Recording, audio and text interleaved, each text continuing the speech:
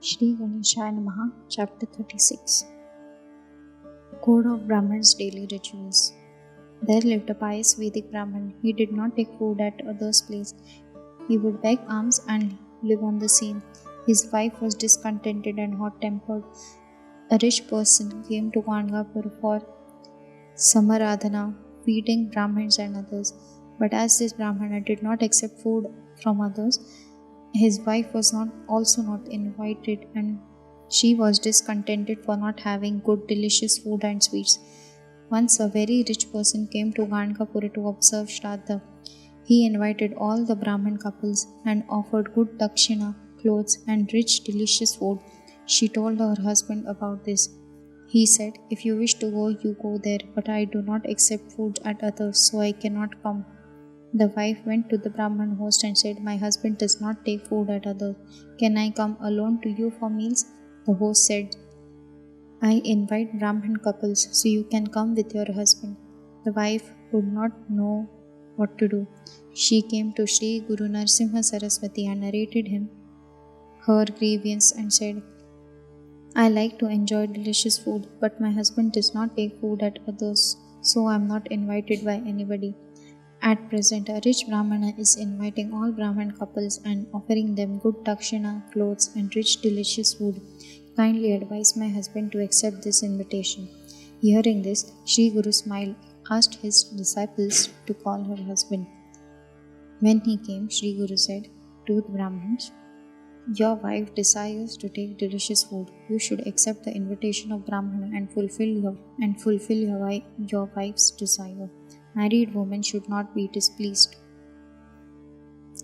Brahmana said, "Gurudev, I am observing vrat of not taking meals at others, but as per your adesh, I shall accept this invitation." This Brahman couple went for meals at the rich Brahman, who offered them good delicious food. While dining, the Brahman's wife observed that the dogs and pigs were also dining with her. Being disgusted, she got up and returned home and told this to her husband. He said, "I had to break my vrata for you and accept food eaten by dogs and pigs." Both then came to Sri Guru. Sri Guru asked the wife, "How did you enjoy the food at the rich Brahman host? You are always blamed your husband. Now are you satisfied?"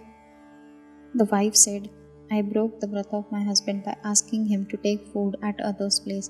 Kindly forgive me." Sri Guru said to the Brahmin, "Your wife's desire of taking delicious food is now fulfilled. I will tell you the rules of acting as per order of the religion. If a Brahmin is in need of a Brahmin for some religious function and for Shraddha, you should go for meals. If you do not go, you will commit an offense. You should take food at Guru, disciple, maternal uncle, father-in-law, brothers and saints. If you recite Gayatri mantra, you are not offended." Brahman then asked, "Kindly tell me at whose house the food should be avoided." Sri Guru said, "Good-natured Brahman should not dine at one who takes service from parents, who is greedy, who gives in charity, displeasing his wife and children, who is proud, armed, who lives on begging, who praises himself and cajoles others, who does not observe Vaishishvadev.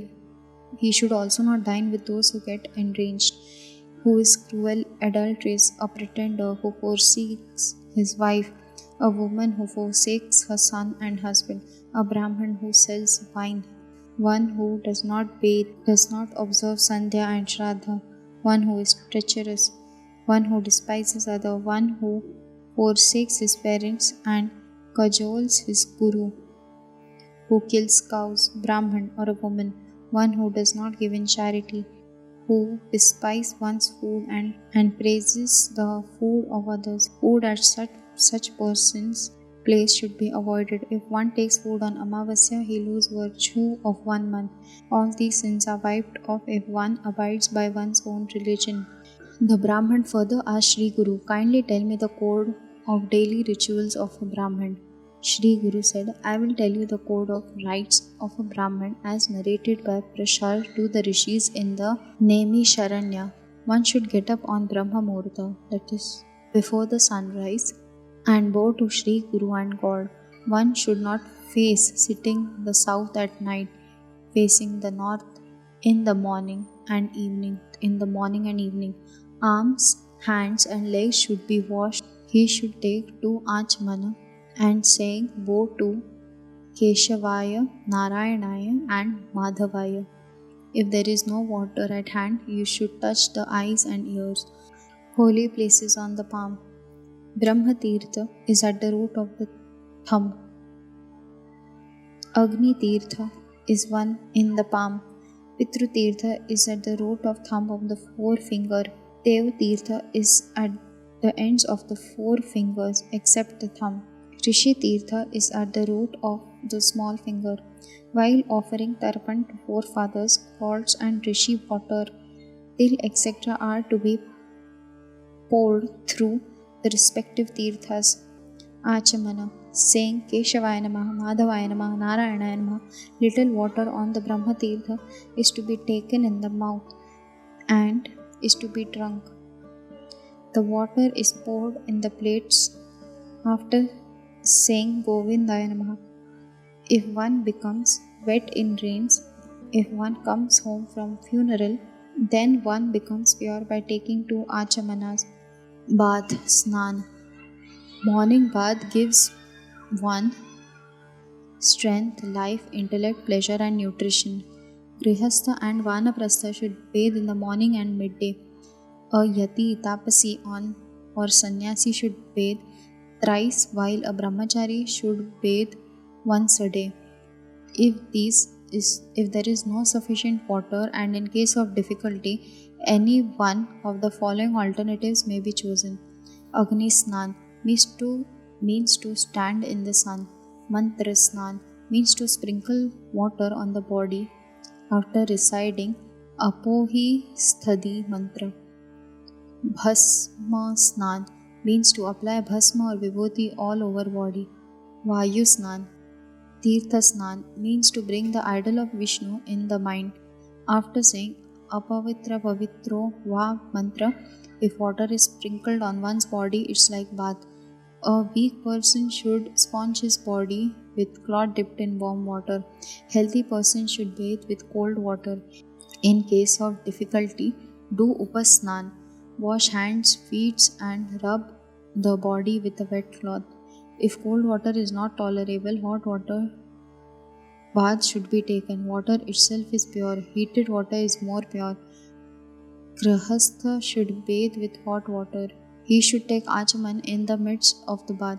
Females should not bathe over the head daily. In the bathe at home, do not do Agahamarshana, saying of mantra, wiping of sin, and Tarpana, offering till towards forefathers and rishis. While taking bath in river, face to the flow of water and do Aghamarsanam.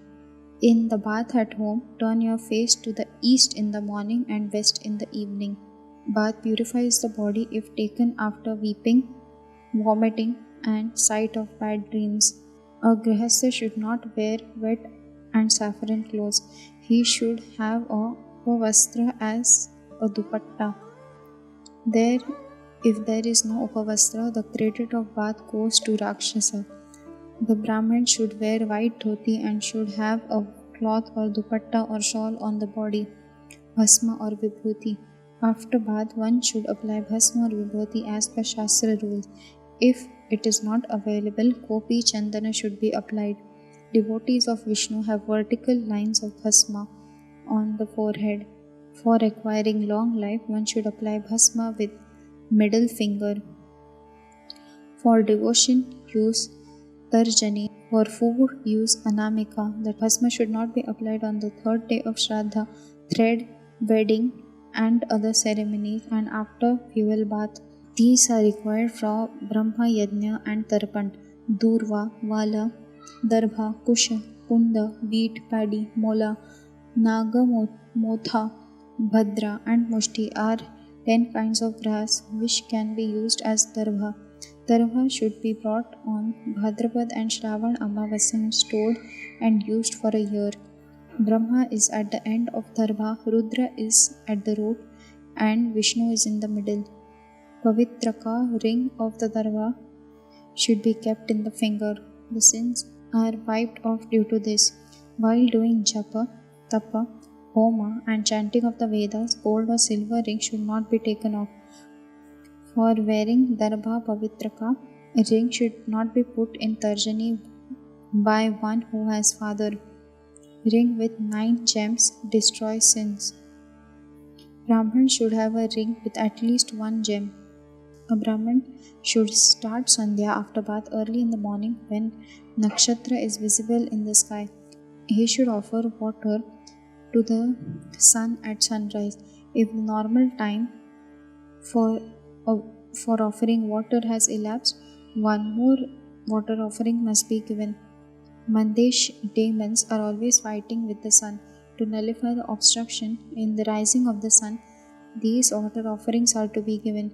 These water offerings strike the demons like weapons, and in order to wipe off this sin, one has to move around oneself saying Asavaditya Brahma, recitation of Gayatri. After this, recollect the names of rishis and recite Gayatri mantra. For this purpose, use a garland of Rudraksha coral beads or white stone beads. One should not observe mourn while reciting. One should recite the morning and midday sandhya after standing and evening sandhya sitting. Recitation of Gayatri at home gives one's credit. If done outside, it gives double credit. If it's done on bank of river, the credit is threefold. If it is done at a cowshed or at Vrindavan, the credit is tenfold. Recitation at the place of Agnihotra gives 100-fold credit. At a holy place or near shrine of God gives 1,000-fold credit, while recitation near Vishnu gives 1 crore-fold credit. Near Shiva, it gives immeasurable credit. Recitation made while sitting on a broken wood plank causes misery, and that done while sitting on a grass causes loss of good faith and glory. Recitation done while sitting on a stone causes disease. That done while sitting on a bhasmasan causes cure of disease. A blanket seat gives pleasure. A seat of skin of a black deer gives knowledge, while that of skin of a tiger gives salvation. Kushasan causes hypnotism and destroys all diseases and sin. The appearance dhyana of Gayatri in the morning Sandhya is of a Kumari. Her color is red. Her clothes are red. She is riding a goose. She has 4 hands and 4 heads. The appearance of Gayatri in midday Sandhya is of a young lady. Her color is white. Her clothes are white. She is riding on an ox. She has 5 heads. The appearance of Gayatri in the evening is of an old lady. Her color is black. Her clothes are black. She rides Garuda. She has 4 heads. Sunmukha, Sampat, Vitat, Vistrat, Dvimukh, Trimukh, Chaturmukh, Panchamukh, Shanmukh, Adhomukh, Vyapanjalik, Shakkat, Yampash, Gnantit, Shanmukhonmukha, Pralambha, Moti, Matsya, Kurma, Varaha, Sinhakranti, Mahakranti, Mudgar and Pallava are 24 mudras. Recitation of Gayatri with these mudras is more fruitful. Gayatri has 3 parts or pada or charan, and they should not be recited without pause after each part. Mana means mind, tra means soul. Recitation of mantra therefore should be done with the union of mind and soul. Brahmachari and a grihastra should recite Gayatri mantra 108 times daily. Vanaprastha, Yati or a sannyasi should recite it 1,000 times. In case of difficulty, one may recite it at least 10 times daily. Recitation in the mind is the best. Whispering in mouth is a medium and loud recitation is the worst. While reciting with a bead of garland, do not transgress the menu or the head bead. If it is transgressed, 3 pranayamas should be observed. Reciting Gayatri a crore time fulfills all desires. After japa, prayer should be recited while standing. Go to 10 dishas, Gods, Brahman, Guru pronounce one's gotra and birth and then end the ritual of Sandhya. The home should be swept daily and kept clean. The earthen floor should be smeared with cow dung and water. Rangoli design should be drawn in courtyard and before shrines of worship. A grihastha should keep cow, shaligram, goya and grahayagni at home. A Brahman should perform Sandhya daily and should also worship gods daily. In the morning, worship should be done with 16 upacharas, and in the night, light of ghee should be wavered before the shrines. Yama punishes those who do not worship gods. The 8 places or objects of worship are as follows: the shrine of gods, the earth elevated construction for fire of sacrifice, Sthandil, Agni, sun, water, heart, Brahman, and Sadguru. Flowers brought from trees in the forest are of medium value. Those purchased are worst. The flowers grown by oneself in one's own garden house are the best. Flowers eaten by worms and having holes should not be used. Durva should not be offered. Kevda should not be offered to Shiva. Tulsi should not be offered to Ganesh. Flowers of Dhrota and Rui should not be offered to Vishnu. Keep the pot of water at the left hand, all the articles of worship at the right hand. 16 uchars of worship should be observed devotedly with Panchamrita. Shankha should be kept on the left and the bell on the right. After bowing to gods, do Achamana and Sankalpa.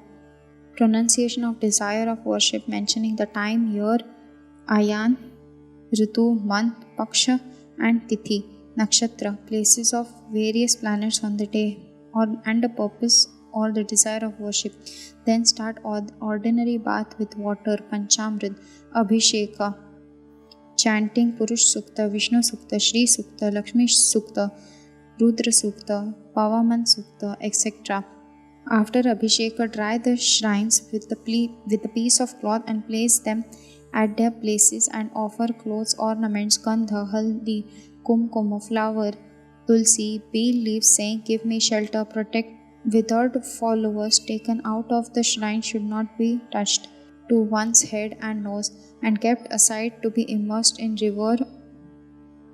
Bhasma scented sticks be applied to forehead and tirtha should be drunk. For purification of food and wiping of 5 great sins, one should do Vaishvadeva in the morning and in the evening before meals. Homa in the morning is sacrifice for God. Tarpan is sacrifice for forefathers. At the time of dinner, one should wait for a guest. If a guest comes, give him food.